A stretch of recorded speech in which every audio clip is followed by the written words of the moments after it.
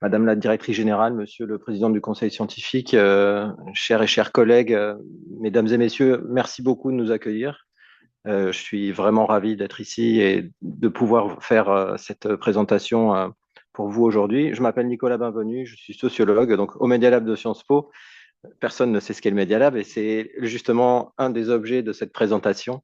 C'est un nouvel objet dans notre établissement à Sciences Po. C'est le dernier né de nos laboratoires. Il a un peu plus d'une dizaine d'années maintenant.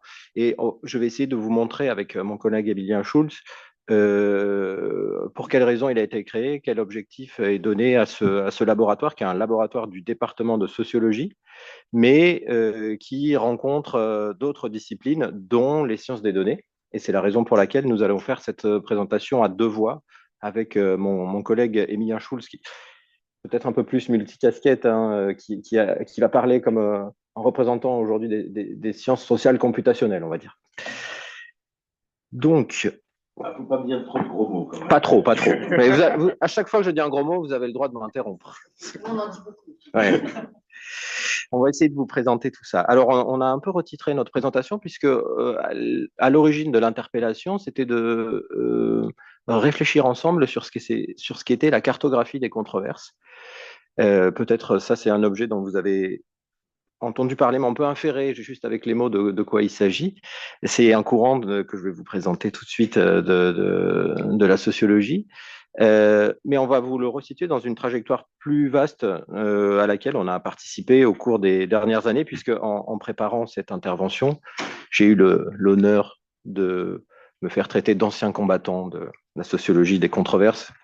Ça fait une vingtaine d'années, en effet, que je pratique. Alors, de quoi s'agit-il? À l'origine, c'est un courant d'études sociales des sciences. C'est des collègues qui, a une quarantaine d'années, à peu près, qui se sont mis à aller étudier du point de vue des sciences sociales les sciences en train de se faire.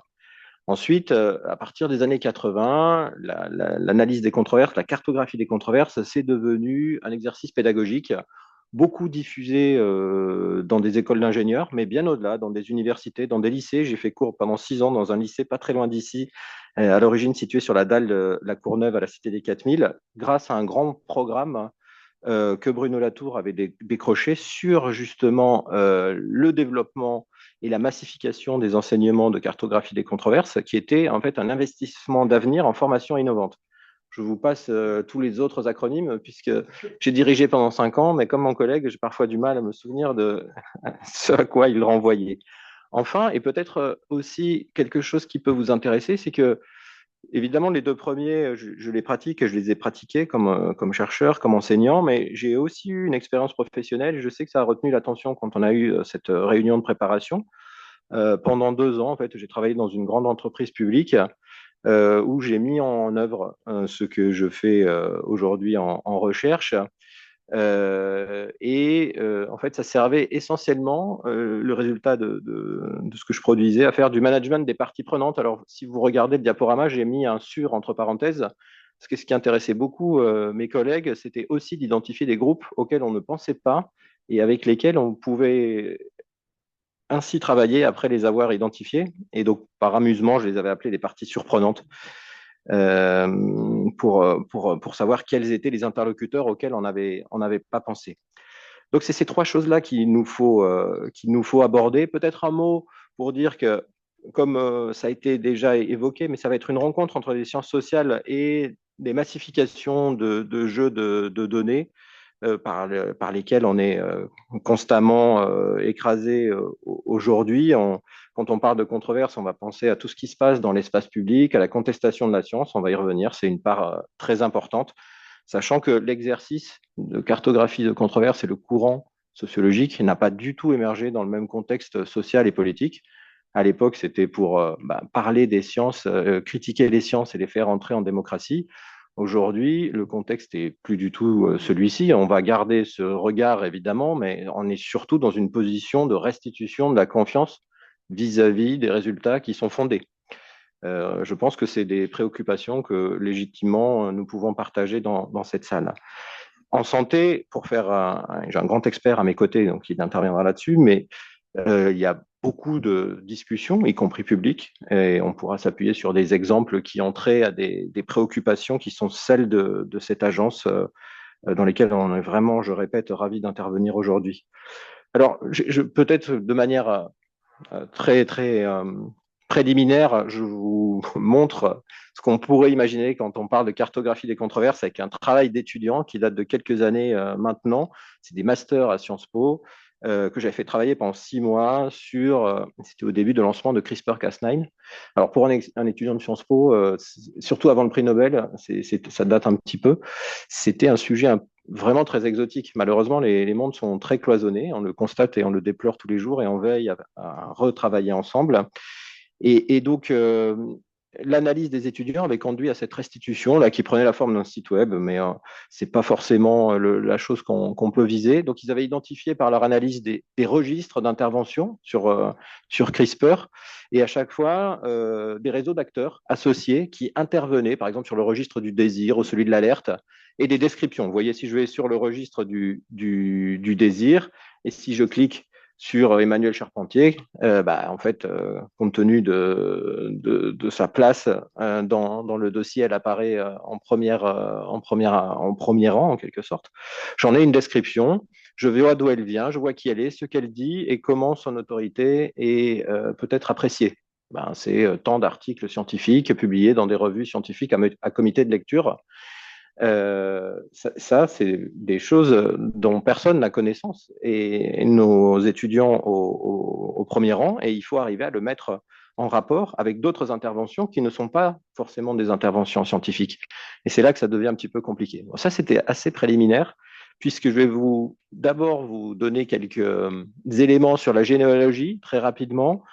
Des éléments de définition, c'est, je crois, nécessaire, et la trajectoire dans laquelle on se situe, avant de passer la parole à mon collègue qui interviendra ensuite sur ce que nous faisons ensemble et ce que nous faisons ensemble à destination de différents publics. On vous parlera pour terminer d'aspects organisationnels. Ce n'est pas un hommage à mon collègue Patrick Castel ici présent, mais quand même un peu, parce que pour faire ce que nous faisons aujourd'hui dans les sciences sociales, on a besoin de nouvelles organisations sur lesquelles on peut s'appuyer, qui marient des compétences qui jusqu'ici étaient trop souvent séparées.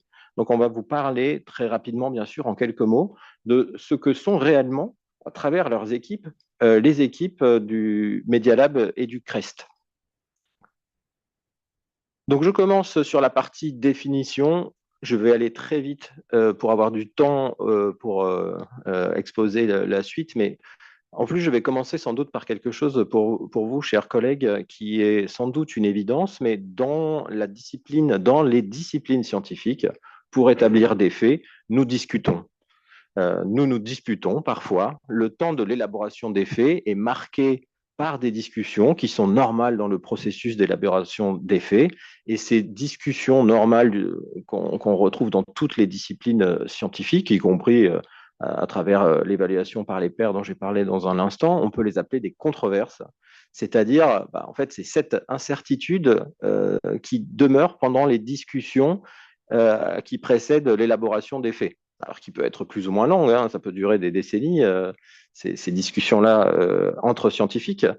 Ça peut être plus rapide, mais ce qui est important, c'est de retenir le rapport à la connaissance et à la connaissance spécialisée. C'est des discussions qui ne portent pas sur n'importe quoi, c'est des discussions qui portent sur des savoirs qui, pour certains, aspirent à devenir des faits scientifiques établis. Donc voilà un premier élément de définition.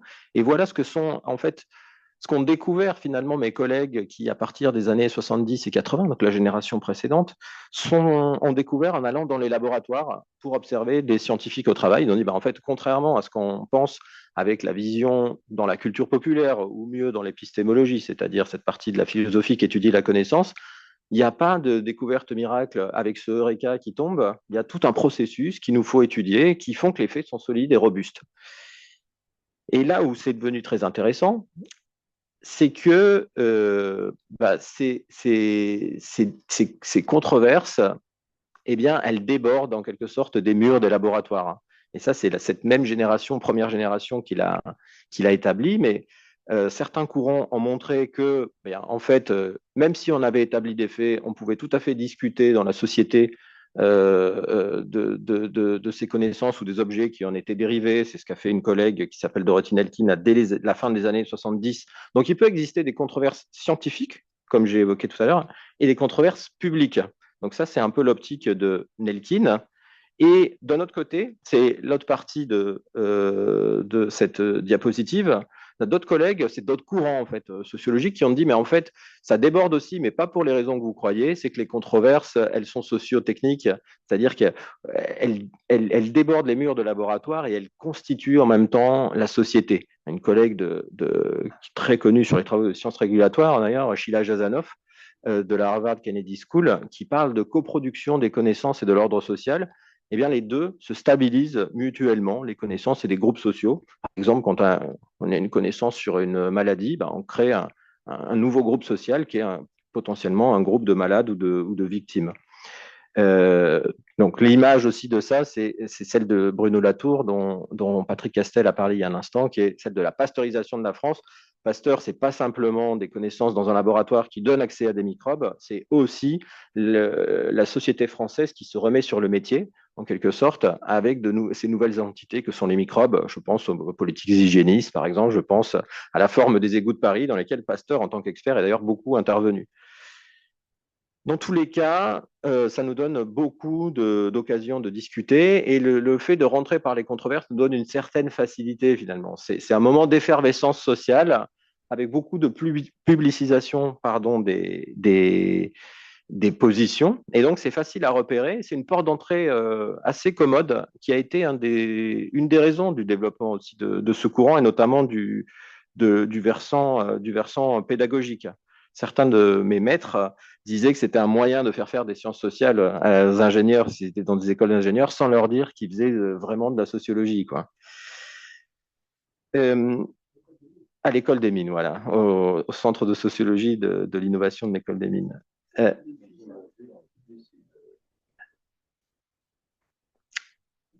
On a à présent des définitions bien claires sur la sociologie des controverses. Je pense que le texte le plus clair que j'ai lu et le plus limpide, c'est celui d'un collègue de l'université de Tel Aviv qui s'appelle Marcelo Dascal. Je ne rentre pas du tout dans le contenu, mais c'est pour vous dire qu'on peut se référer à précisément ce qu'est une controverse. Et du coup, maintenant, j'en arrive à euh, ce qu'est la cartographie ou l'analyse des controverses. Alors, la cartographie est un terme qui a été utilisé par Bruno Latour avec un usage métaphorique qui a donné lieu à des tas de malentendus. Moi, j'ai des élèves qui sont inscrits dans mes cours en pensant que c'était un truc de géopolitique ou je ne sais pas quoi. Donc, ils étaient très déçus, puisque la cartographie ou l'analyse des controverses, avant tout, c'est s'arrêter et prendre le temps de décrire, que ce soit des controverses scientifiques ou publiques, les différents acteurs en présence, les positions, les arguments, la manière dont ils défendent leur position, mais aussi plus profondément euh, ce qu'ils considèrent comme être un problème, finalement. Les problématisations. Et ça, c'est à la source de grands malentendus, parce que souvent on croit qu'on parle de la même chose, et en fait, on éclaire différemment des enjeux, et on se rend compte qu'on n'est même pas d'accord sur la définition de ce qui fait problème, en quelque sorte. Ce qui est très intéressant aussi dans l'analyse des controverses, c'est qu'on peut circuler assez facilement d'arène en arène, des arènes scientifiques jusqu'aux arènes publiques, avec des méthodes d'analyse qui, en fait, euh, font partie d'un même continuum. Et donc, on peut aussi bien traiter la production scientifique, les régulations politiques, la mise en marché des entreprises. Et si je refais référence à la santé, bah, par exemple, un médicament ou des interventions de ce type. Quelque chose d'assez frustrant aussi pour les élèves dans l'analyse des controverses, c'est que c'est un chaudron, c'est vivant. Et donc, la description telle qu'on l'a fait dans l'exercice, elle est pas souvent close en fait. Il peut se passer d'autres choses, elles peuvent rebondir, de controverse à rebond.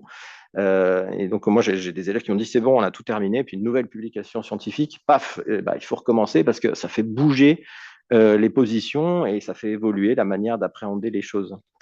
J'ai dit déjà un certain nombre de choses. Je donne deux idées avant de céder la parole à mon collègue. Quel est le lien finalement avec une opérationnalisation, une prise de décision?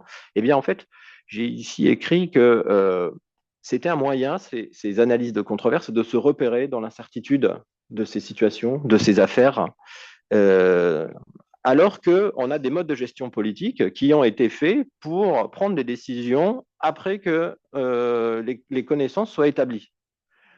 Et vous vous rappelez sans doute que on a quelques années en arrière, on parlait beaucoup du principe de précaution et on avait un collègue qui avait fait tout un livre pour dire que c'était un inquiétant principe qui bloquait toute action possible. En fait, c'est comment on fait pour agir alors qu'on n'a pas encore les faits. Est-ce qu'on est vraiment bloqué ou est-ce qu'on réfléchit à un autre agir politique?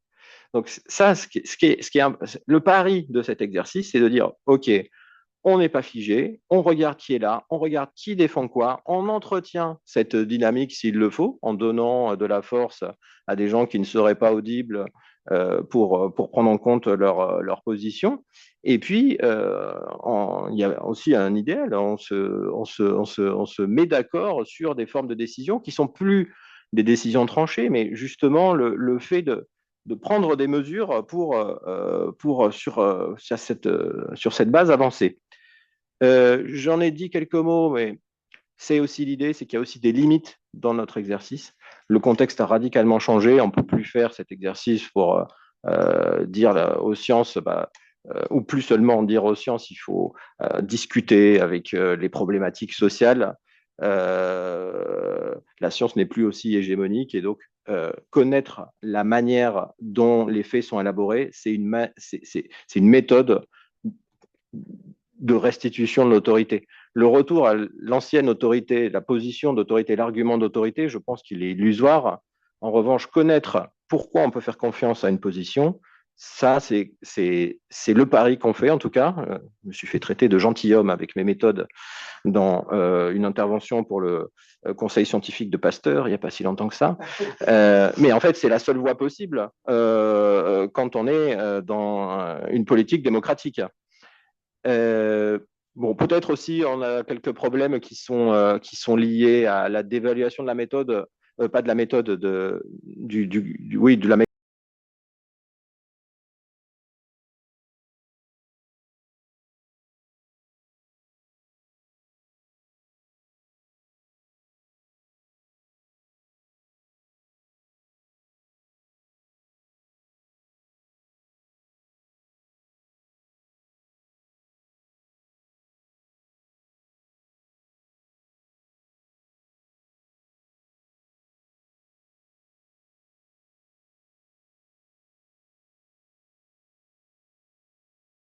Ne sont que des moments parmi d'autres. Il se passe des tas de choses à l'ombre du projecteur qu'on a positionné qu'il nous faut aussi aller étudier, ce qui fait qu'on regarde des trajectoires beaucoup plus longues.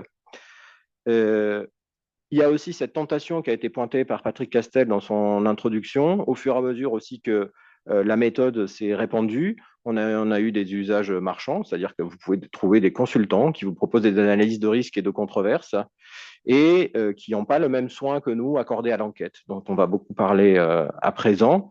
Donc on a vu aussi, y compris dans les milieux académiques, hein, c'est un bon moyen de faire des promesses, en fait, moi, ce que j'appelle une gadgetisation de la démarche avec des grandes collectes de données et puis des graphiques comme ceux que vous voyez à l'écran. Là, il paraît que c'est un réseau. Et j'ai un collègue qui a fait tout un papier pour dire ce n'est pas un réseau, c'est un ridiculogramme. Parce que votre pouvoir analytique, une fois que vous avez collecté 2 milliards de tweets sur une affaire donnée, quand vous voyez ça, il est néant, en fait. Et je passe la parole à mon collègue Emilien Schultz. Merci. Merci, Nicolas.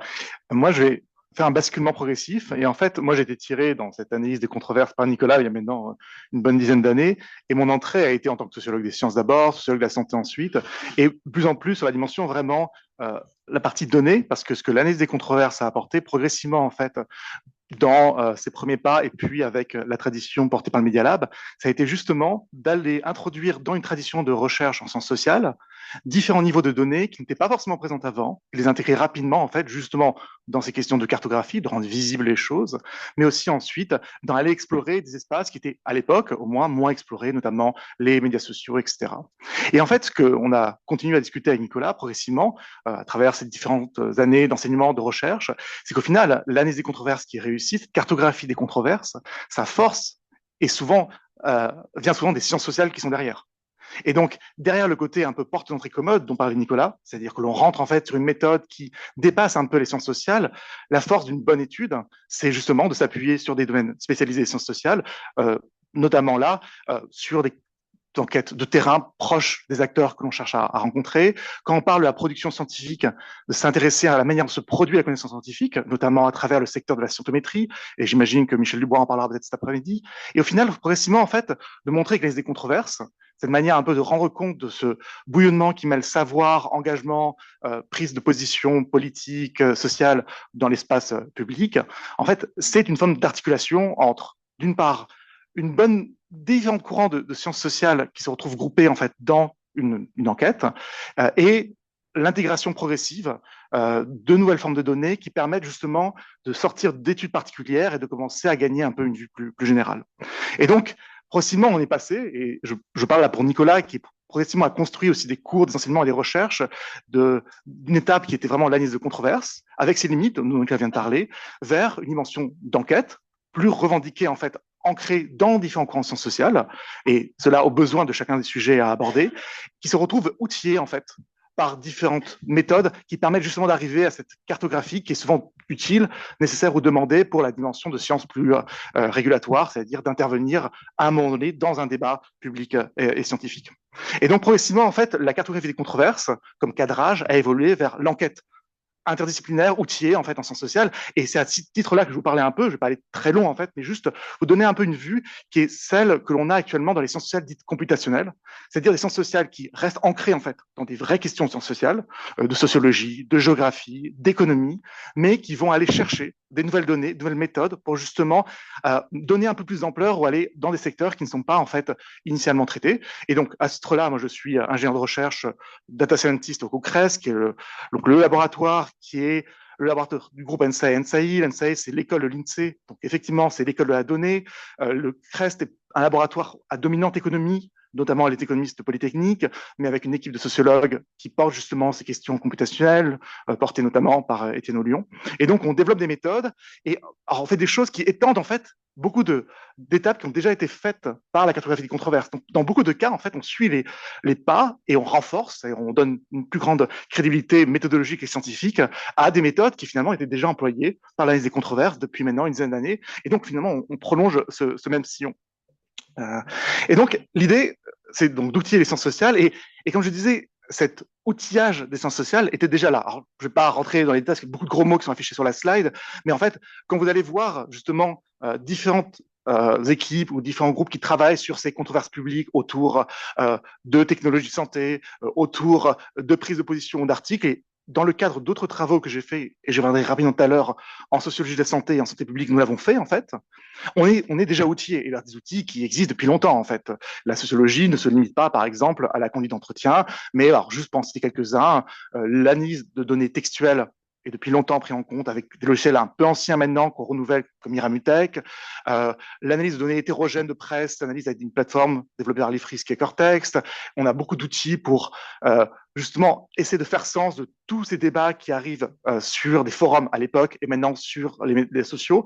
Et donc en fait, on a progressivement en fait cet outillage qui était une des forces de l'analyse des controverses depuis sa construction dans les années 2000. 90, 2000 et progressivement ensuite 20 000 d'applications. Donc, ces outils étaient déjà là et notamment, il y a une interface que sont les sciences sociales computationnelles avec les sciences de la donnée et donc justement, en fait, d'aller chercher un certain nombre de collaborations interdisciplinaires dont finalement je fais partie. Je travaille avec des sciences computationnelles, je travaille avec des économistes spécialisés dans certains types de traitements mathématiques de données pour aller outiller justement cette enquête. Un exemple parmi d'autres qui justement est porté par le Media Lab. Donc là, je parle à la place de Nicolas avec Media Lab. Alors, j'ai fait un un bref passage au Media Lab où je me sens autorisé de le faire. Ça a été un outil qui était vraiment très original et très utile à une époque où Internet se développait et où une grande partie des débats se faisait à travers des relations entre des pages web qui se citaient les unes les autres, qui permettaient de rendre compte en fait de l'échange des arguments. C'était de constituer justement des corpus de ces relations entre des pages web, notamment des prises de position de blogs, pour ensuite aller voir finalement comment se regrouper les réseaux d'arguments. Et donc, vous voyez, c'est l'enquêteur, en sciences sociales, en sciences politiques, va devoir aller constituer son propre corpus. Donc, il y a tout un travail de constituer le bon corpus, et pas juste d'amasser des quantités de données, mais de vraiment faire ce travail de curation fine pour aller rendre compte d'un sujet particulier, de le suivre dans les méandres de la discussion, de pouvoir récupérer les données et ensuite de mener justement ce travail de cartographie dont Nicolas a parlé. Et pour cela, les ingénieurs du Media Lab, et on finira un peu là-dessus sur cette dimension organisationnelle qui permet de faire ça, en fait, ont développé un outil dédié qui permet même à ceux et celles qui n'ont pas forcément une appétence très grande à la programmation ou à creuser dans les données, de faire ce travail-là, d'obtenir des résultats solides et de produire une cartographie. Donc, c'est le logiciel Hive qui est présenté sur la slide ici. Et un autre point que je vais juste rajouter, qui est aussi intéressant, c'est un outil qui est très important à une époque où Internet était Internet des pages statiques, en fait, des pages HTTP. À l'époque, maintenant, des applications, ces outils-là trouvent des limites aussi. Et donc, on est aussi dans une course permanente, dans une société qui évolue. Et j'interviens un peu aussi à ce titre-là. Les transformations très rapides, et je vais y venir sur les nouveaux outils portés par les modèles, on va dire, de langage, les modèles multimodaux, l'IA en général, en fait, vont radicalement transformer notre rapport aux données. Et donc là, on est en train de réfléchir à la prochaine étape d'outillage. Mais juste pour revenir sur les parties antérieures, donc je laisse passer. Ces outils-là, on les a utilisés dans de nombreuses études, on va dire, vraiment scientifiques. Donc là, c'est un article que nous avons publié avec donc des collègues du Media Lab et donc Guillaume Lachenal sur un moment important d'une controverse de santé pendant la crise Covid, qui était la publication de, j'imagine que vous l'avez en tête, si je le rappelle, du Lancet Gate, donc d'un article qui pointait en fait la toxicité de l'hydroxychloroquine, qui a été en fait très rapidement intégré au débat public pour justement, dans la course qui a été en fait cette période-là de la crise Covid intense, de produire un certain nombre de réglementations, au moins de déclarations, et qui progressivement s'est avéré avec une forte enquête menée en ligne, notamment par des scientifiques, sur ce qui était Twitter à l'époque, un espace quand même de discussion qui ne l'est plus maintenant. Vous voyez, on a une évolution progressive des espaces. Donc, une communauté scientifique qui s'est constituée et qui a discuté en ligne, alors pas seulement en ligne, de cette question-là, quelle est la solidité des données de cet article-là? Est-ce que cet article-là, finalement, peut justifier le fait d'interdire l'usage de l'hydroxychloroquine dans la prise en charge du Covid? Et puis, progressivement, l'arrivée dans l'espace public très rapide en fait du fait que non, ces données ont l'air d'être un peu douteuses et en fait qui a abouti à la rétractation de l'article parce que les données n'ont jamais pu être identifiées comme réelles et a conduit à la fois à des déplacements d'acteurs, mais aussi a nourri par ailleurs un débat qui n'avait quasiment rien à voir, qui est le débat sur l'hydroxychloroquine en général, qui avait été initié notamment par le professeur Didier Raoult à Marseille, où j'étais à l'époque.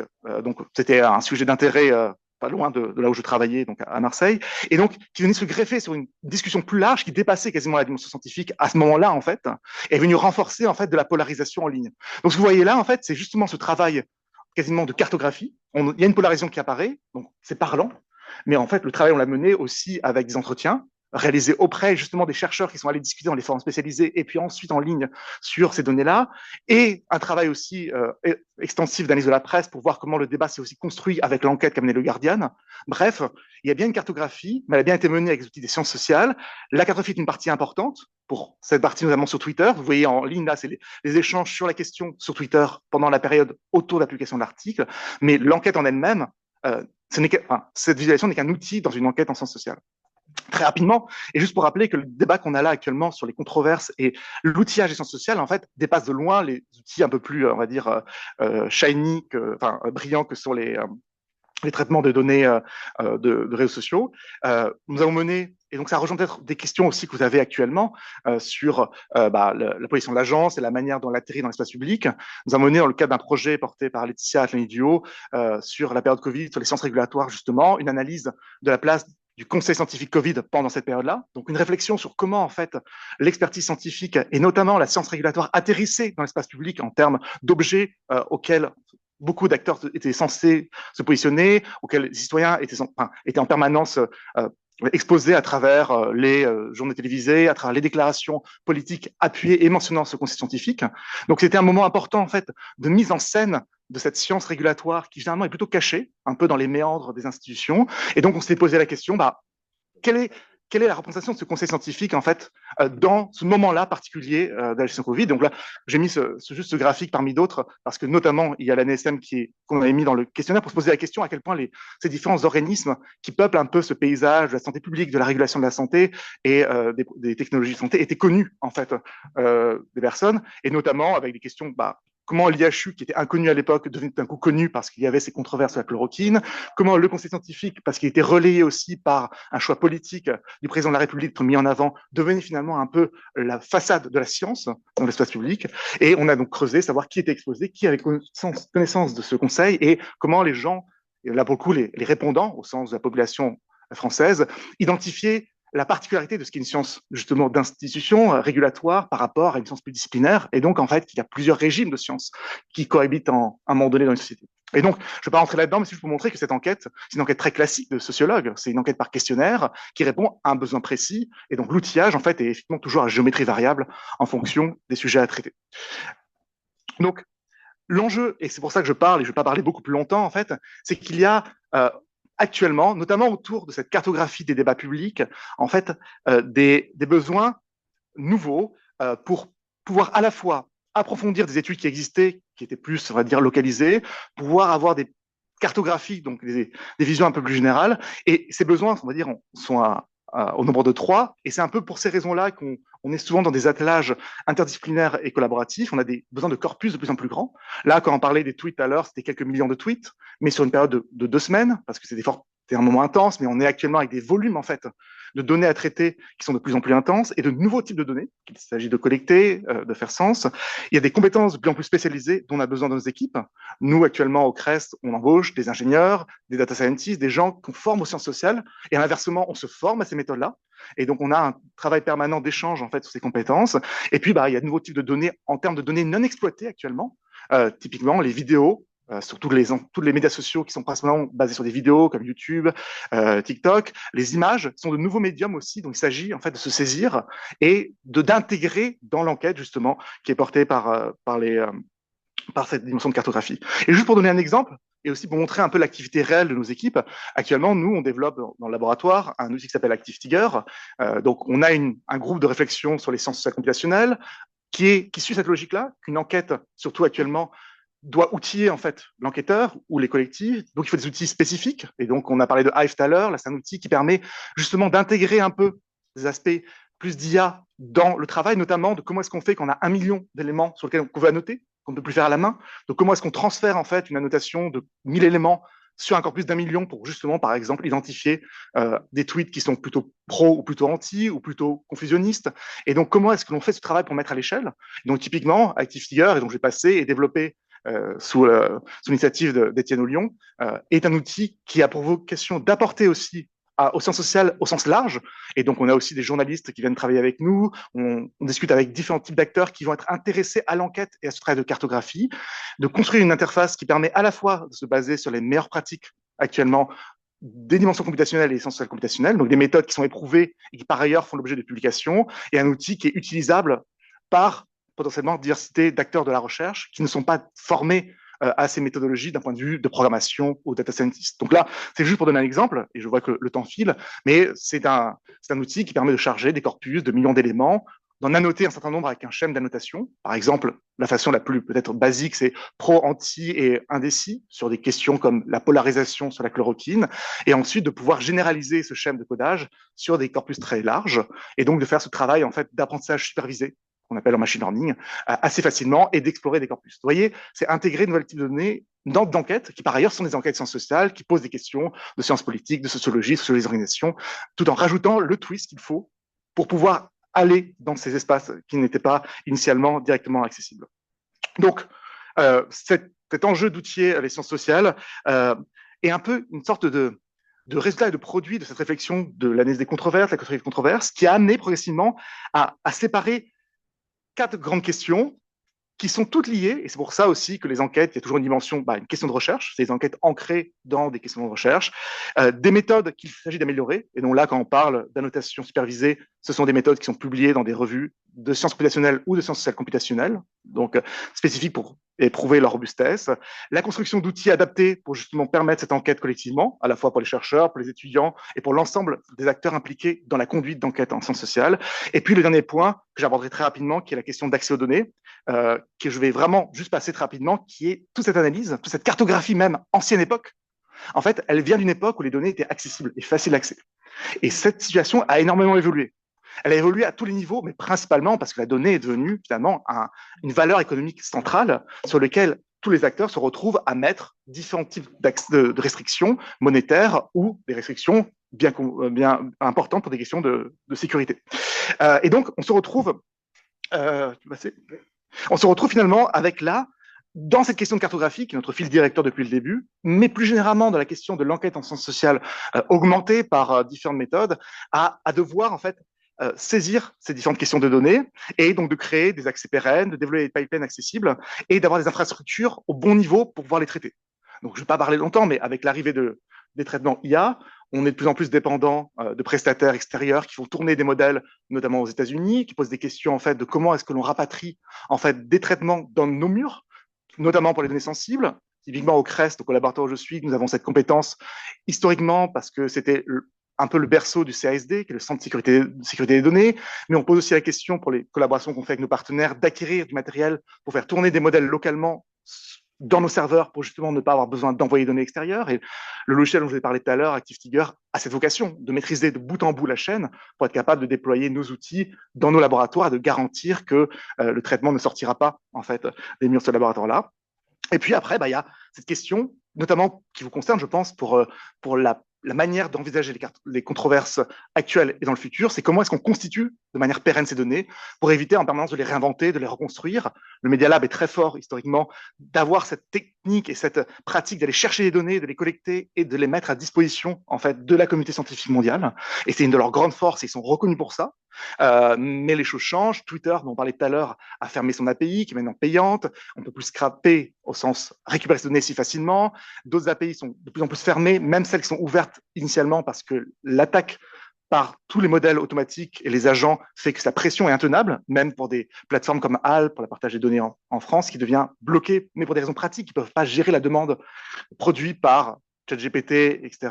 Et donc, on se retrouve maintenant, et je l'amène là parce que c'est une question importante pour les sciences sociales, mais pour toute entité qui veut produire une réflexion sur actuellement la société, de comment est-ce qu'on constitue ces jeux de données. Et je laisse peut-être Nicolas conclure, si ça te va, sur la question de, pour faire ça, c'est des compétences multiples, et en dernier recours, comme il a dit, ça se transcrit en fait dans des dimensions organisationnelles. Peut-être le mot de la fin. Merci. Oui, merci beaucoup. Merci beaucoup, Émilien. Oui, quelques mots sur les organisations, parce que vous avez compris qu'on était dans des institutions différentes, mais que évidemment, on ne pouvait pas faire ce qu'on vous a présenté sans collaborer. Et les institutions peuvent favoriser ces collaborations aussi. Et c'est le cas en fait du Media Lab dont j'ai parlé tout à l'heure. Donc là, vous avez le site, une capture du site web sur la gauche et le CREST sur la droite. On a mis les deux. Peut-être juste cette présentation élémentaire de dire que le Media Lab est une création du milieu des années 2000, justement au moment où les sciences sociales sont, comme toutes les autres sciences finalement, un peu submergées puis écrasées par les nouveaux flots de données auxquels on est exposé. Et c'est-à-dire, qu'est-ce qu'on peut en faire? Et donc, ce qu'on vous a présenté, c'est en fait comment les réintégrer dans les analyses pour en faire des résultats solides. Ça implique de nouveaux horizons. Et donc, de nouveaux horizons pour les sciences sociales qui ne rejettent pas ce qui précédait. C'est-à-dire que moi, je fais toujours des entretiens, j'adore être sur le terrain, mais en même temps, je n'envisage pas, quand je suis sur un sujet donné, de ne pas regarder ce qui se passe sur plein d'autres arènes et à plein d'autres échelles que le très qualitatif, que, comme le reste, d'ailleurs, j'adore pratiquer. Donc, vous avez au Media Lab 3 populations distinctes, en quelque sorte, ou 3 types de compétences. Vous avez des gens qui font des sciences sociales et qui sont formés en sciences sociales par cursus normal. Il y a un groupe d'ingénieurs et d'ingénieurs, on va dire, qu'on appelle l'équipe tech chez nous, mais qui travaille en étroite collaboration, et c'est ça qui est le plus difficile finalement, un peu comme on a essayé de vous le montrer avec les chercheuses et les chercheurs. Et la troisième pointe de cette équipe, et c'est peut-être encore moins intuitif, c'est qu'on a aussi une équipe de designers qui ne sont pas des designers qui trouvent la forme de ces tables et de ces chaises, évidemment, qui sont des personnes qui travaillent à la fois sur l'ergonomie de nos outils et de nos restitutions, et ça c'est très important, mais qui ont un travail aussi réflexif sur le design des recherches qu'on mène. C'est-à-dire comment on fait évoluer les méthodes des sciences sociales pour produire de nouveaux résultats. Et typiquement, les choses qui sont maintenant devenues très évidentes dans mon laboratoire, c'est qu'une fois qu'on a fait des grandes analyses sur des gros jeux de données, on peut faire des vagues d'entretien en exposant des acteurs qu'on souhaite rencontrer aux résultats qui deviennent des résultats intermédiaires qu'on a produits et voir comment eux, ils se situent sur une carte qui dit qu'est-ce que c'est que ce truc que vous avez produit, ça, pour moi, ça n'a pas de sens. Enfin, vous voyez, donc on cherche cette complémentarité-là et ce processus-là sur lequel on s'interroge énormément, c'est aussi quelque chose sur lequel notre pool de designers, là, notre équipe de design nous fait énormément avancer. Est-ce que tu veux dire quelques mots sur le CREST, peut-être, Emilien? Et en fait, le CREST est plutôt plus récent, mais en fait, on poursuit de cette manière, on retrouve ce modèle-là. Alors, il y a des collaborations antérieures, donc j'en fais partie, mais les chercheurs des différentes institutions collaborent ensemble. Mais on met en place actuellement une cellule donnée justement dédiée pour avoir cette compétence en interne dont je fais partie. Nous avons une embauche d'ingénieurs. Nous travaillons en permanence cette frontière fine entre méthode et enquête, et la partie design aussi commence à se constituer, et donc progressivement, finalement, on retombe là-dessus. C'est pour ça qu'on trouvait intéressant de vous en parler à la fin. On partir d'une méthode et d'une cartographie et de venir en plus sur on va dire la densité sociale de ça. Et dans les faits, notre laboratoire, Elmiliable aussi, travaille avec énormément d'acteurs. On travaille avec des agences de régulation dans certains cas, dans certains masters, justement avec des étudiants en politique publique. Et donc, c'est un dispositif qui va au-delà souvent des murs laboratoires. Et c'est pour ça que j'ai fini sur la mention du groupe CSS à ITPP, donc Computational Social Science à IP Paris. C'est un groupe, en fait. C'est à la fois le laboratoire, mais il y a aussi des chercheurs au-delà, et c'est un lieu de réflexion aussi que l'on mène et que l'on anime avec des milieux classiques de la science, ça veut dire ces séminaires et ces moments de science collective, mais aussi un lieu de compétences dans lequel les gens peuvent venir discuter, poser leurs problèmes. On organise une fois par an une école d'été justement sur les frontières un peu méthodologiques de ce type de traitement-là pour former. La dernière fois, nous avons eu des journalistes de l'AFP qui sont venus parce qu'une question traitée de données textuelles, ça devient important pour des journalistes. Et donc voilà, cette frontière-là, elle dépasse en fait la question du laboratoire, ces organisations en fait qui portent des collectifs plus larges et qui permettent de donner naissance à plein d'enquêtes. Et je pense qu'on a fini. Merci de votre attention. Merci beaucoup à vous. Merci à tous les deux, merci Nicolas, merci Emilien. On a un petit quart d'heure de discussion, d'échange avec les membres du conseil scientifique. Donc, posez toutes vos questions. N'hésitez pas. Alors, n'hésitez pas. Je poserai les questions les plus stupides si vous voulez, parce que merci de nous avoir ouvert ce champ-là. Donc, tu donnes la parole.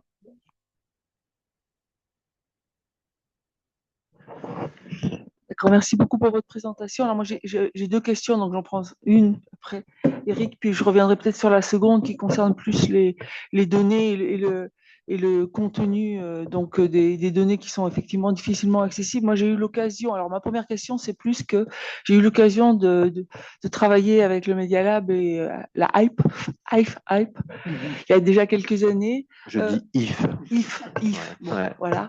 Pour les amateurs de champignons. Et donc, dans le domaine de la santé, puisque c'était pour des jeunes diabétiques de pays très différents.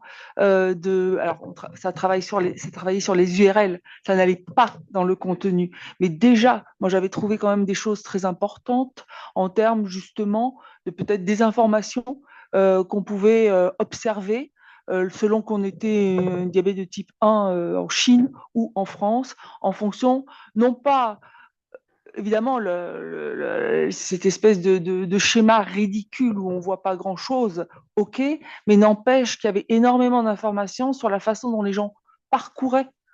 Et je trouve que pouvoir avoir les chemins utilisés par les gens et là où ils sont bloqués, ils sont désinformés parce qu'ils sont bloqués dans l'accès à l'information parfois. Et du coup, ma question, c'est est-ce que, même si ça reste aujourd'hui, enfin, si c'est aujourd'hui un petit peu obsolète de s'arrêter aux URL ou au parcours des gens dans la façon dont ils circulent dans l'information, est-ce que quand même, avec les outils d'IA générative, on ne peut pas apprendre ou à prévenir ou à caractériser ces parcours de sorte à caractériser des parcours qui amènent à une désinformation ou à des. Puis je sais que vous aviez fait quelque chose sur les gens, sur une controverse qui était pour ou contre l'avortement. Ça, je me souviens que vous aviez fait quelque chose comme ça et vous aviez montré avec ces outils-là qu'on pouvait finalement tomber dans un discours contre l'avortement et y rester sans pouvoir en sortir, alors que ce n'était pas le cas dans l'autre sens. Donc, est-ce que, avant d'aller dans le contenu des données, avec les problèmes qu'on connaît d'annotation de l'information, hein, et on sait bien que les gens ils peuvent utiliser des discours, on peut vraiment se tromper en annotant les choses, c'est vraiment très difficile, il faut le faire d'un point de vue de recherche, mais déjà, est-ce qu'on n'a pas des outils qui permettraient de caractériser la façon dont les gens tombent dans de la désinformation? C'est une question, je ne sais pas si ça a fait sens pour vous. Alors, je trouve que c'est une question qui est très intéressante parce qu'elle met justement tout ensemble sur la table, à la fois la question de ce que l'on peut dire avec des données existantes, ce que ces données disent du monde social et comment ça évolue avec le temps. Je vais prendre dans l'ordre. Typiquement, l'analyse de réseau, parce que finalement, vous mentionnez ça, c'est que la structure même d'un réseau d'interaction donne beaucoup d'informations. Notamment, les réseaux sociaux montrent que les gens avec qui on parle, en fait, disent beaucoup de quel bord potentiellement d'opinion on a sur certains sujets, etc. Et on peut apprendre beaucoup de choses de la place dans un réseau d'interaction. Et la sociologie des réseaux ou l'analyse des réseaux complexes a construit beaucoup sa réflexion là-dessus. Donc, il y a beaucoup de choses qui peuvent être dites de ça. Par contre, sur la question des URL, on voit très vite que l'URL renvoie à une époque où le web était principalement des pages identifiées, identifiables, que l'on peut garder. Ce qui actuellement n'est plus le cas.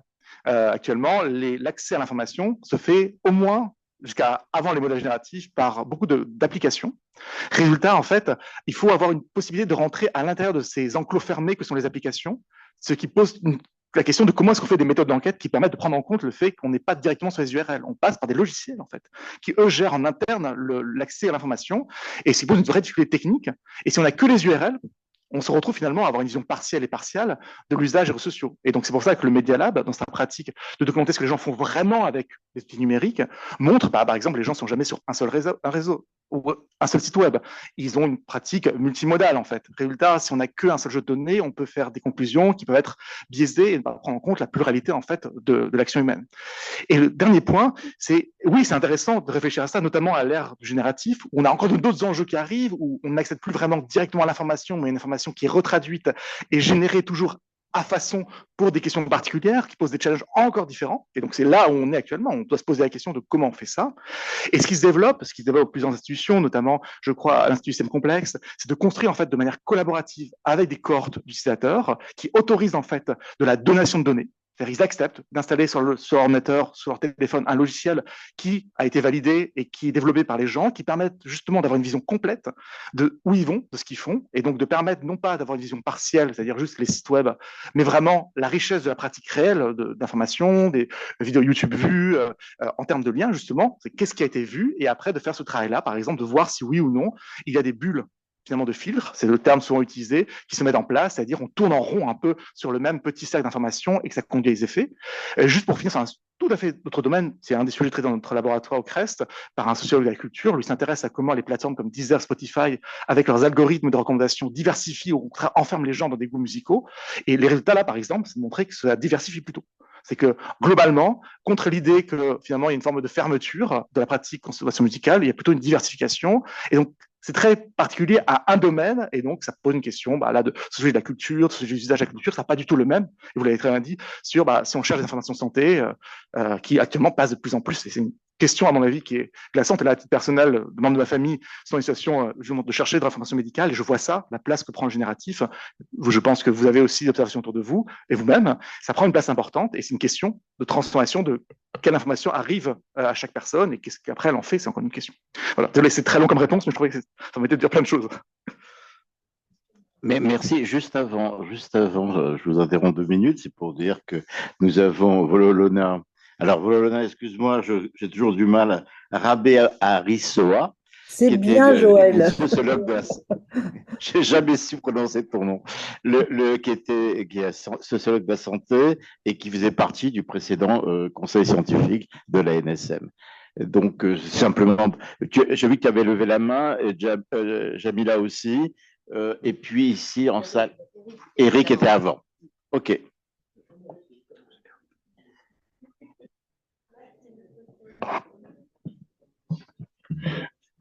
Oui, merci de votre exposé. J'avais juste une courte question, mais Nicolas l'a abordé un peu dans la fin de sa présentation. C'est comment vous hiérarchisez ou validez l'ensemble des données qui sont collectées? Dans le domaine scientifique, il y a des données qui sont collectées à travers les publications scientifiques avec des peer reviews qui sont sûrs à 100%, et puis après, sur tous les réseaux, on peut se poser la question de la validité, parce que sur les réseaux, on a, si je caricature, les gens qui ne sont pas contents ont souvent tendance à intervenir. Les gens qui sont complotistes, les râleurs, les violents, etc., etc. Donc c'est eux qui parlent souvent le plus et du coup qui essaiment dans tous les supports que vous avez. Euh, je ferai une caricature par exemple. Si vous demandez, faites un sondage dans la rue aux gens s'ils sont pour les vaccins, vous allez trouver peut-être 80% des gens qui sont d'accord pour les vaccins, même plus. Mais si vous allez sur les réseaux et vous allez voir les gens s'ils sont contre les vaccins ou pour les vaccins, mon exemple est peut-être complètement faux, mais vous allez trouver que les gens sont 80% contre les vaccins. Et le risque, le risque qu'il y a, c'est de ne pas valider les données ou de les pondérer, c'est de construire après des théories ou des publications sur des données qui finalement ne sont pas représentatives de la vérité. Ce que disait Nicolas quand il disait j'aime bien après conforter mes données sur le terrain. Donc voilà, donc c'est comment vous jugez ces données et comment en fait vous en mettez beaucoup à la poubelle parce qu'elles ont. Alors l'avantage de ces données, c'est qu'elles sont vraies puisqu'elles existent. Mais voilà, mais après elles ne sont pas représentatives de l'opinion des décideurs, etc., ou des Français qui sont dans la problématique, par exemple, du vaccin ou des choses comme ça. Merci beaucoup pour la question. Et c'est une question qui est très importante, hein, et qui permet aussi de rappeler finalement la mission élémentaire des sciences sociales. Notre rôle, c'est pas de trier en fonction des positions que prennent les uns et les autres, mais c'est de dire à un moment donné qui dit quoi, à propos de quoi, comment il se positionne, comment il le porte, le défend, le fait circuler, etc. Donc, ça ne veut pas dire qu'il ne faut pas faire le travail que vous visez. Et finalement, comme dans toutes les autres disciplines, le maître mot, là, c'est protocole, premièrement. C'est-à-dire, c'est quelle est notre question et qu'est-ce qu'on met en place pour tester nos hypothèses. Je vais donner un exemple peut-être ensuite. Et l'autre mot que je dirais, c'est recoupement, triangulation. C'est-à-dire que les différentes méthodes qu'on utilise, elles nous servent à conforter des résultats qu'on est allé chercher avec une autre. Par exemple, si je vois sortir une indication sur la structuration de l'espace public, sur la question des vaccins, puisque c'était l'exemple que vous aviez d'un traitement que j'aurais fait des réseaux sociaux, ensuite, ça va peut-être m'aider à aller rencontrer un certain nombre d'acteurs. Peut-être que je vais le comparer avec une analyse quantitative de ce qui se passe dans l'espace public. Et ça, en soi, c'est déjà un résultat, puisque je vais pouvoir comparer ce qui peut accéder en termes de position à l'espace public et ceux qui fourmillent dans des réseaux sociaux, etc., dans des arènes du web qui n'ont pas cet accès et qui peut-être sont importants pour l'information des gens, la structuration du débat d'idées et qui ne seraient pas vus ou délibérément tenus à l'écart. Donc, notre métier, c'est aussi de pas de juger la position de chacun des groupes, mais de dire, voilà, vous avez ça en ce moment sur le marché des idées, et ça permet aussi de comprendre comment des positions émergent, comment on peut les écouter, comment on peut aussi, en comprenant ce qui fait problème pour l'un ou pour l'autre, s'adresser à lui peut-être d'une manière adaptée pour pouvoir discuter. On est en train de perdre beaucoup ça quand même, cet impératif là de la discussion dans une politique démocratique. Et peut-être je boucle en disant juste un mot sur la question précédente. En remontant un petit peu, désolé peut-être en généralité, mais je reviens à la définition que j'ai pas eu le temps de détailler de Marcelo Dascal tout à l'heure. Et le dernier élément que le philosophe nous donne, c'est qu'il nous dit que les controverses, elles ont une structure flexible. Et je crois que c'est très important de comprendre ça, c'est-à-dire qu'on a l'impression qu'en fait, on est face à du chaos, que tout le monde dit n'importe quoi dans son coin et qu'il n'en sortira plus jamais. Et en réalité, le travail qu'on fait, et je pense que le graphique Émilien avait choisi quand il a parlé de discussions sur l'hydroxychloroquine, montre que les controverses ne sont pas anarchiques et qu'on peut retrouver des structures et que ces structures-là, elles nous donnent un nouveau pouvoir analytique. Et puisque je l'ai pratiqué, en tant que professionnel, elles donnent des moyens d'agir aussi et d'intervenir sans doute un peu différemment de la manière dont on aurait préparé sans faire ce travail. Mais c'est ça qu'on vise justement, parce que ça ne veut pas dire que j'élimine les messages généraux, etc. Mais je veux dire, on peut les enrichir et les compléter pour ne pas se tromper de la manière dont les interlocuteurs veulent échanger sur ce point-là, quoi. Je ne sais pas si c'est très clair, mais tu veux rajouter quelque chose? Juste un mot, et effectivement, c'est pour ça qu'on parle de traces numériques. Plutôt que de parler de données, surtout pour les médias sociaux, c'est qu'avant d'arriver à une information, il y a un travail de décoction et de distillation, et notamment, il y a des choses qui ne sont pas robustes, et on le sait, et on ne les utilisera pas à ce moment-là. Donc, ça fait partie de la méthodologie des sciences sociales, pour le coup, et c'est ce pilier-là, en plus, qui est, il y a des méthodes qui ne marchent pas et qui pourraient être utilisées par certaines personnes, mais qui, derrière, ne sont pas basées sur la preuve scientifique, pour le coup. Je vais passer la parole à Jamila et Vololona. Peut-être les deux questions en même temps et comme ça vous. Parce qu'en plus, Nicolas, il part en cours après. Et si je peux me permettre, Une question troisième courte. question. Oui. Non, question courte et réponse courte, parce que Oui. là, du coup, on a mangé notre avance. Oui, je me permets donc de poser mes questions. Bonjour tout le monde, bonjour Nicolas aussi. Donc pour ceux peut-être qui ne me connaissent pas, donc je suis professeur de sociologie à l'École des Mines et je suis chercheur au Centre de sociologie de l'innovation que Nicolas évoquait tout à l'heure. Donc je suis partie de cette génération ancienne, si on peut dire, qui a pratiqué et enseigne encore aujourd'hui les controverses. J'ai deux questions pour vous. La première est que tu disais, Nicolas, les controverses, au fond, c'est une modalité tout à fait normale d'élaboration des faits scientifiques et c'est tout à fait juste. Mais je dirais que, et comme tu l'as d'ailleurs dit, la controverse ne s'arrête pas une fois les faits élaborés.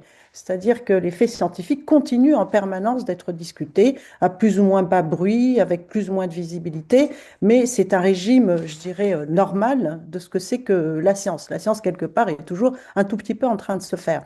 Donc ma première question porte sur la clôture, c'est-à-dire est-ce que avec les outils que vous développez, qui sont tout à fait intéressants, d'ailleurs nous en utilisons quelques-uns nous-mêmes, est-ce que on peut repérer des formes de clôture d'une controverse et les modalités par lesquelles ces clôtures s'effectuent?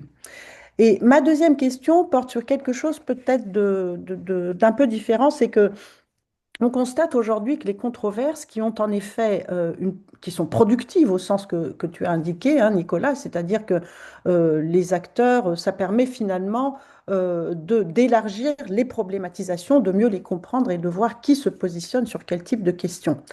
Ce qu'on constate quand même aujourd'hui, c'est que les controverses sont de plus en plus violentes. Alors, je voudrais juste donner un exemple, c'est qu'on travaille avec mes collègues là, sur les controverses autour du Covid long.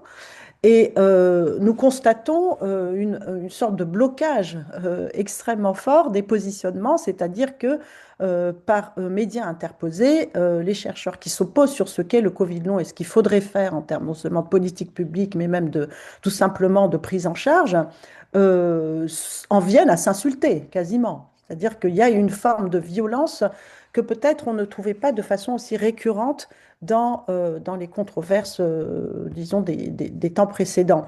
Donc, je voulais vous poser la question de comment est-ce qu'on rend compte de cette radicalité, finalement, de la controverse ou de certaines controverses qui ont tendance à aller vers ce qu'on appellerait plutôt des conflits.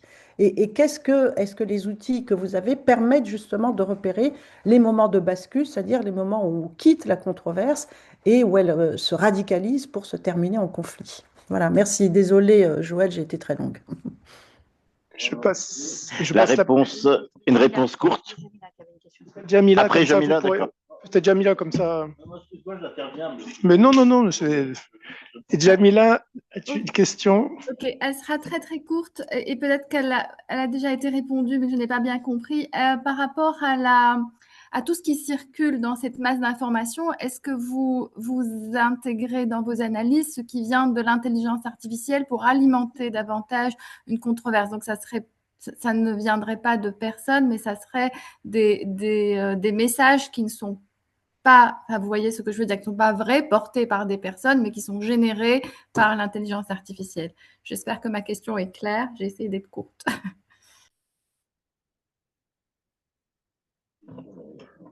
Hein?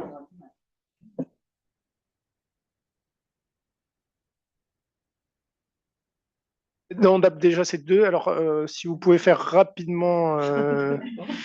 Émilien, toi, tu peux rester après ou non? Donc, c'est bon, à 12h30, ok.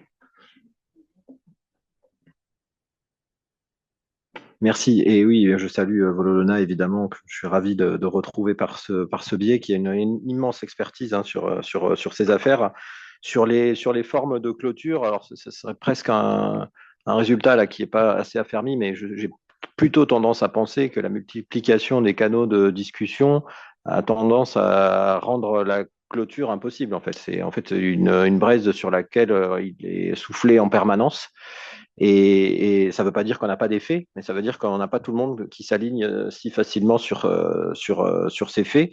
Et ça nous permet aussi d'analyser les mutations sociales à l'œuvre, qu'effectivement, on ressent un peu intuitivement. C'est que y a quand même une radicalisation des positions dans les débats, une polarisation qui sont des résultats, là, pour le coup, attestés avec une structure très claire, telle que celle que tu as montrée tout à l'heure, qui sont vraiment frappantes. Et peut-être pour aller aussi dans le sens de ce que tu disais, Vololona, quand je parlais d'étudier la trajectoire et les définitions aussi, merci, parce que en fait, quand on a une mauvaise définition de controverse, en fait, on peut étudier plein de choses en même temps, et conflit, c'est vraiment possible. Il y a une tradition sociologique qui étudie le conflit. Et du coup, cette trajectoire, cette balistique là des affaires, moi je trouve que c'est intéressant pour savoir par quel mécanisme une controverse peut passer temporairement ou pas dans l'ombre, devenir un conflit, larvé ou pas. Donc, c'est des choses qui peuvent s'analyser en situation, et je trouve que ça vaut vraiment la peine de s'y pencher en tant que tel, en disant, ben voilà, dans cette trajectoire, il y a eu ce moment de controverse très important, généré par telle et telle raison, qui est retombé, est-ce qu'on sait pourquoi, est-ce qu'on ne sait pas pourquoi, et qui est devenu un conflit. Et donc, le passage de l'un à l'autre, si on étudie que la controverse, on le rate, d'où la nécessité d'avoir cette approche intégrée qu'on propose et qu'on développe depuis un petit moment. Et je trouve que c'est vraiment intéressant aussi de savoir comment justement se font ces passages, justement le confinement, déconfinement, les changements d'arène. C'est vraiment des questions qui sont très, très importantes et pour lesquelles il n'y a pas de réponse générique en fait. Il faut aller regarder d'affaire en affaire, de cas en cas, pour pouvoir avoir des conclusions qui seraient solides. Oui, je suis tout à fait d'accord. Et d'ailleurs, c'est peut-être un prolongement de ce qui a été dit. La cartographie des controverses tend à ne pas justement avoir ce grain fin qui indique qu'une controverse n'est qu'un moment particulier, non seulement de dynamique sociale plus large, qui peuvent finir au conflit ouvert. Et ce travail-là, en fait, il est multimodal. On ne peut pas le faire uniquement avec un seul type de données. Ça demande une compréhension fine de ce qui se passe. Quant à la clôture, là, un peu plus extérieur, je n'ai pas l'impression de pouvoir comme ça affirmer qu'on peut les détecter. Et c'est un travail, à mon avis, qui est au cas par cas. Dans le cas précis de l'étude qu'on a fait sur la question de l'hydroxychloroquine, il y a vraiment eu un débat entre chercheurs sur ces questions-là sur Twitter. Mais à un moment donné, la structure de débat est devenue entièrement politique. Et donc, les arguments échangés et même les prises de position, en dernier recours, même si l'argument scientifique est toujours présent, on mentionnait toujours l'article 27, mais en fait, le registre de discussion a changé. Et donc là, potentiellement, on était dans une polarisation qui fait que la notion de controverse, où il y a vraiment un échange d'arguments entendu et sur lequel on discute l'argument, était perdu. Et donc, vous pouvez quand même affirmé qu'on avait quitté à un moment donné le moment de la controverse. Et donc là, on est sur cas par cas, et je pense qu'on peut le faire, mais outillé par les savoirs spécialistes que vous avez sur vos sujets, et pas de l'extérieur, en statuant une fois pour toutes. Et juste pour rapidement répondre à la question, Jamila, c'est la question des bots, en général, donc toutes les formes d'automaticité de production de contenu dans l'espace public qui va se renforcer à une vitesse fulgurante, et on va être là actuellement submergé par du contenu.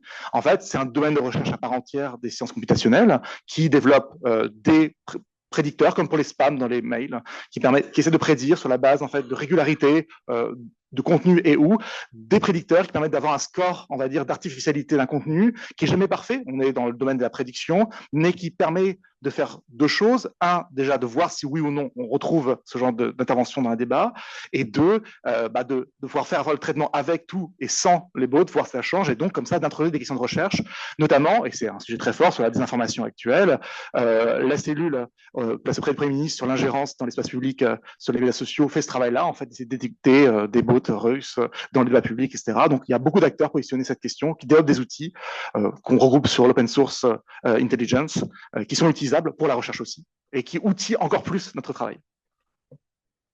On a peut-être juste le temps, mais on ne dépassera pas 11h30 parce qu'après, sinon, on va être trop. On a un petit délai puisqu'il y a une demi-heure. Voilà, c'est ça, tout à fait. Jean-Pierre, et puis, j'ai pas vu une deuxième personne. Sandrine. Ok. Remarque rapide qui débouchera sur une question. Bon, les algorithmes sur les réseaux sociaux, ils sont suffisamment puissants pour influencer des résultats d'élection.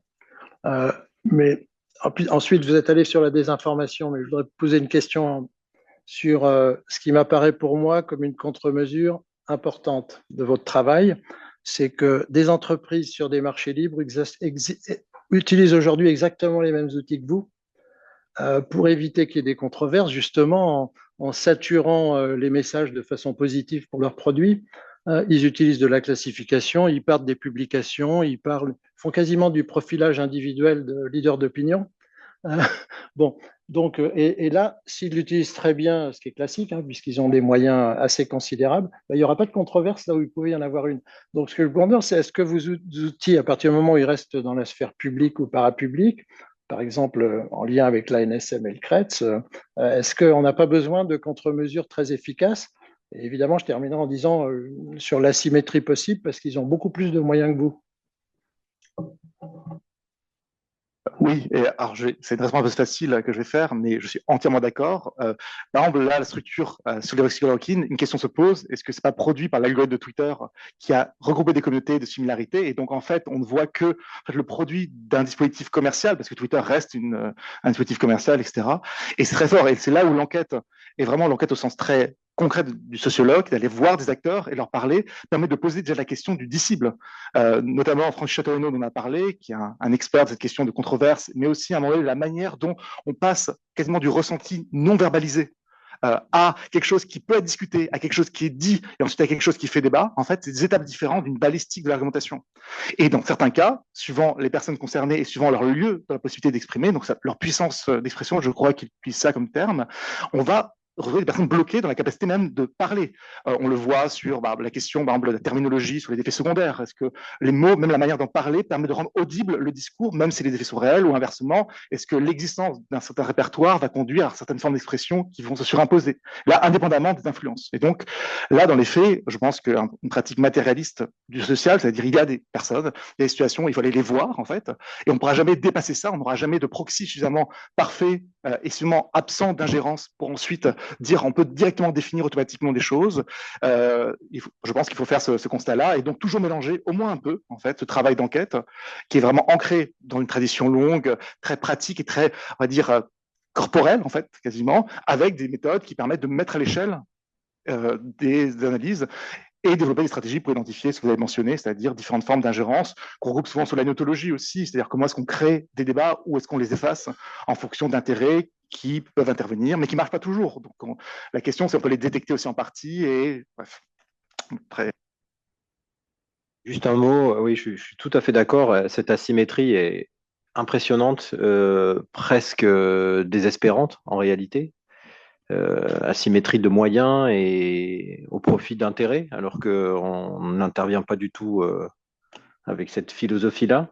Et comme vient de le dire mon collègue, effectivement, c'est pas du tout quelque chose de nouveau, hein. On a des collègues là, qui ont travaillé sur ce qu'ils ont appelé les marchands de doute il y a déjà 10 ou 15 ans, et donc qui utilisent maintenant ces méthodes pour semer le trouble là où nous, on a pris beaucoup de temps pour établir des faits, en fait.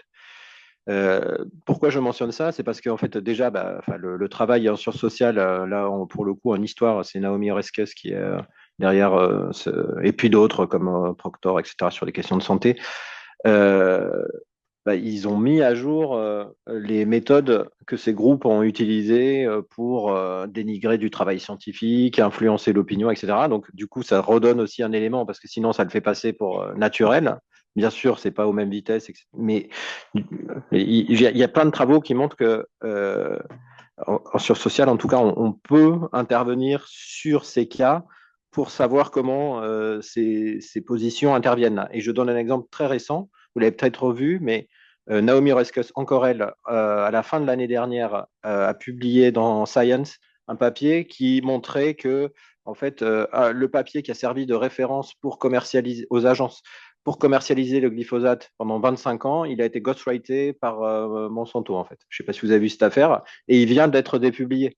Et donc ça, c'est du travail de sciences sociales qui a permis de montrer le ghostwriting et qui, en fait, fait sortir de la publication l'article qui a permis de légitimer dans toutes les agences du monde le glyphosate pendant 25 ans. Et alors, le pire de tout, et c'était l'argument massu de Naomi Oreskes dans sa contribution dans Science, c'est qu'elle dit aujourd'hui, si vous demandez à ChatGPT est-ce que le glyphosate est dangereux, il vous répond avec cet article. Et c'est pour ça qu'elle demandait à Science de l'enlever, parce qu'en fait, c'est un danger de garder cette publication si elle a été ghostwritée. Si on n'a pas confiance, on ne peut pas la garder en ligne, quoi. Et donc là, on voit encore que c'est du travail avec cette approche de sciences sociales qui permet de mettre à jour ça. Le problème, c'est que le papier est resté publié pendant 25 ans. Voilà. Et là-dessus, je n'ai pas de solution. En multipliant les forces, on doit pouvoir être plus rapide, mais c'est sûr que l'asymétrie est désespérante parce qu'ils sont plus nombreux, plus forts et ils ont plus d'argent, quoi, en gros.